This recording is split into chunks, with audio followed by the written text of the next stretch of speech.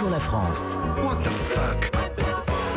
Et ce matin, Bertrand, vous nous amenez en Espagne. Ah oui, l'Espagne. Hola, ¿qué tal? Muy bien y tú. L'Espagne, ce magnifique pays du sud de l'Europe que l'on aime pour tant de raisons. Son soleil, mais aussi sa richesse musicale qui va de Luz Casal à Los del Rio et Macarena. Mais l'Espagne, c'est aussi de grands clubs de foot, des tapas, de la paella, de la sangria et des phénomènes paranormaux. Alors, même si c'est un petit peu cliché, je comprends toutes vos allusions, d'accord? Sauf celle aux phénomènes paranormaux. Qu'est-ce qui s'est passé?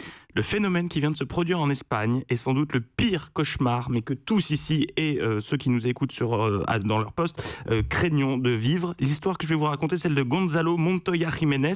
Ce jeune Espagnol de 29 ans qui était détenu en prison a malheureusement été retrouvé mort dans sa cellule.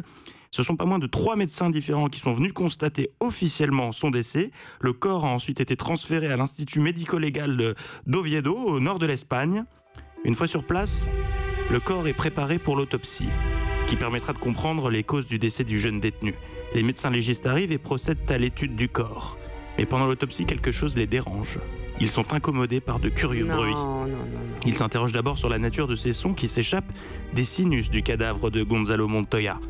Mais après quelques instants de doute, ils finissent par conclure que le jeune détenu n'est pas mort.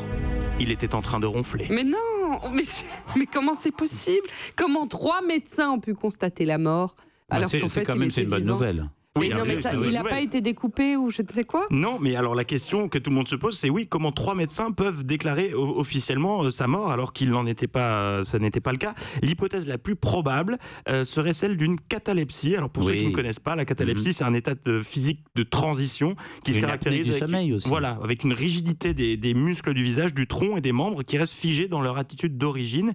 Donc physiquement, tout portait à croire que le jeune détenu était mort, mais a priori, si on fait constater le décès par différents médecins, c'est justement pour éviter ce genre d'incident. Une enquête a donc été ouverte pour comprendre comment cette incroyable erreur a pu se produire. Et vous l'imaginez, la famille de Gonzalo est très en colère. Oui, il a dû être d'abord soulagé et puis très en colère. Comment se porte Gonzalo aujourd'hui? Alors, il est en forme aujourd'hui, c'est quand même la bonne nouvelle de cette info, mais vous me demandiez s'il avait été découpé. Voilà, il n'a pas été découpé, mais c'est assez horrible. Il porte des traces de l'autopsie sur son corps.